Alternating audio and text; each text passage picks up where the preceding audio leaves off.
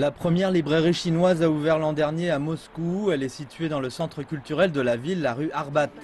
Sur les étagères se trouvent plus de 5000 livres chinois et près de 500 livres en russe sur la Chine. On y trouve aussi des volumes d'œuvres d'auteurs russes sur la langue chinoise, la société, la politique, l'économie, la culture et les arts. La librairie aide les sinologues et les amoureux de la Chine à obtenir de quoi apprendre.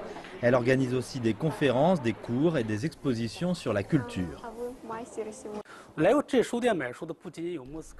Les lecteurs dans cette librairie ne sont pas seulement des Russes, mais aussi des gens des pays d'Asie centrale. Certains d'entre eux viennent dans notre établissement pour acheter des livres chinois et des manuels pour apprendre la langue.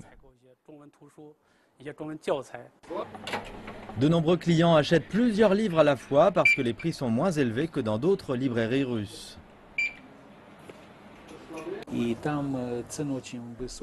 Les livres chinois sont très chers dans notre librairie parce qu'ils sont transportés depuis l'extrême-orient russe. Le prix des livres est bien plus raisonnable ici.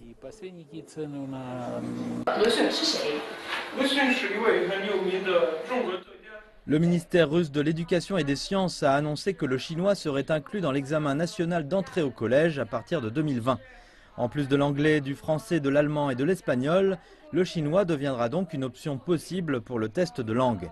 La décision a provoqué la fièvre parmi les étudiants russes qui veulent tous s'y mettre. Les cours de littérature chinoise font déjà partie des curriculums de nombreuses écoles. La coopération sino-russe sera étendue dans plusieurs domaines. Nous nous concentrions sur le chinois lui-même et maintenant nous mettons l'accent sur les gens cultivés avec des connaissances chinoises dans certains domaines spéciaux comme l'énergie ou l'aviation.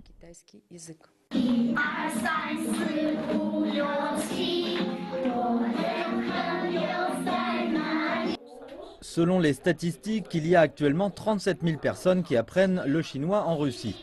Les cours de chinois sont aussi prisés des élèves et des parents d'élèves des écoles primaires. Yelena est mère de 3 enfants et tous les 3 ont choisi le chinois comme langue étrangère. J'espère qu'ils n'oublieront jamais le chinois qu'ils ont appris, quelle que soit leur profession dans l'avenir. Il y a beaucoup de choses chinoises dans nos vies et la culture chinoise nous fascine. Apprendre le chinois peut aider à mieux comprendre. En juin, le festival du film russe 2017 a eu lieu à Beijing et Harbin, la capitale de la province du Heilongjiang dans le nord-est de la Chine. 7 films russes d'excellente qualité ont été projetés sur les grands écrans de ces deux villes. Cet événement annuel fait la promotion des échanges entre les cinéastes des deux pays.